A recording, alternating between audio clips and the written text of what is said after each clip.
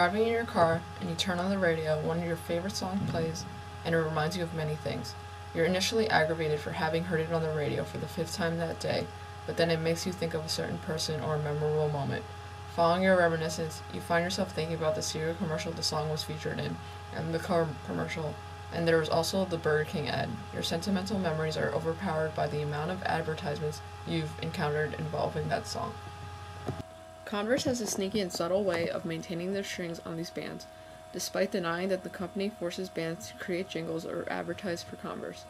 These bands are being misled into believing that their music is a priority of Rubber Tracks Records, but they are used as pawns to promote and support Converse. Converse is dependent on the vulnerability of aspiring amateur musicians and uses them for product endorsement and building up their brand image. Musicians are relying heavily on a company for their opportunity of fame, even though they can be left in contractual purgatory if the label collapses. To examine this case, we will use the TEARS test, created by Baker and Martinson in 2001. The test is divided into 5 questions to be asked when examining the ethicality of a given advertisement or other persuasive message. If all the questions can be answered with yes, then the advertisement can be considered ethical. If any question is answered with no, then the flaws of the advertisement are exposed as unethical. Are the message claims both visual and verbal truthful? We believe not. It is difficult to tell when a Converse commercial is even being presented because it lacks the standard commercial structure we see in other advertisements that include catchy jingles and corny actors. What is occurring here is stealth advertisement, when the marketing for a certain product sneaks into an advertisement that the public perceives to be something of entertainment value, but certainly not a commercial. In this way, Converse is being dishonest to their consumers by allowing them to think that the product or advertisement is better because it is presented differently. We all wanna dance, just wanna dance, dance, we wanna dance, just wanna dance, 'cause we all wanna dance, just wanna dance, dance, we wanna dance, just wanna dance.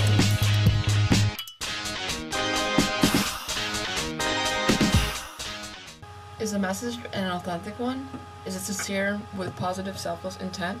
Absolutely not. There is no need for a record label tied to a major fashion brand when we live in a world with hundreds of competing record labels.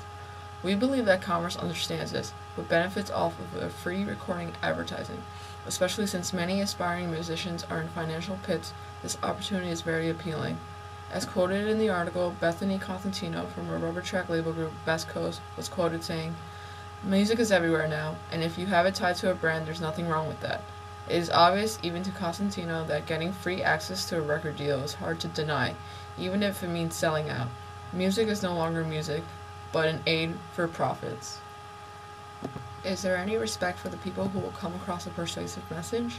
Does the corporation have respect for the audience as well as their signed groups? We believe that as the audiences will associate a particular music artist with Converse, the artistic value of a song may diminish because we are left with the image of a brand. The corporation has little respect or consideration for the audience because they assume that they are easily persuaded and that their emotional relationship with music is worth degrading and replacing with advertisements. Is the recipient of the message on the same level playing field as the ad's creator? We believe that Converse holds their customers and viewers at a lower level than they hold themselves. The information that Converse knows about their advertising methods and selling intentions are not disclosed to either the audience or their signed musicians.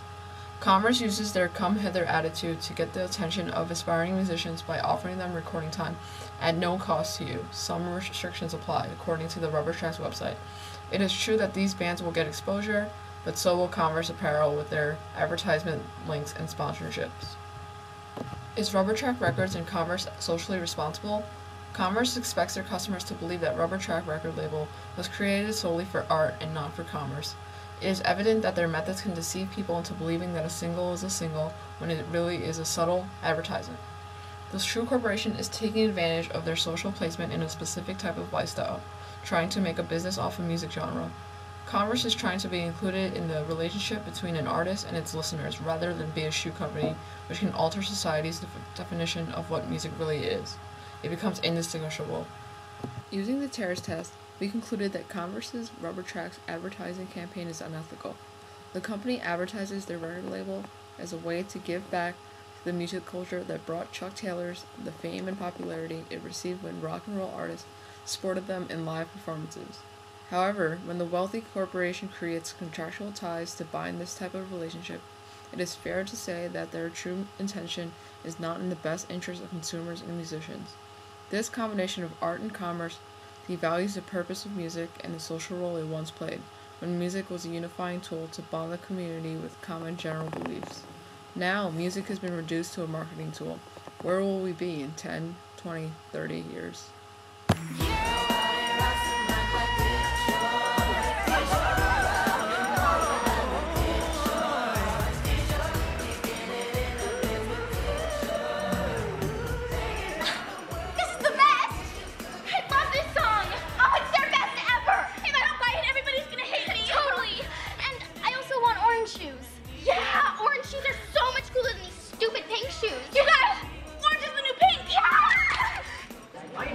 Of my Reebok sweats. I need some Puma sweats. I gotta buy a 6-pack of Zima.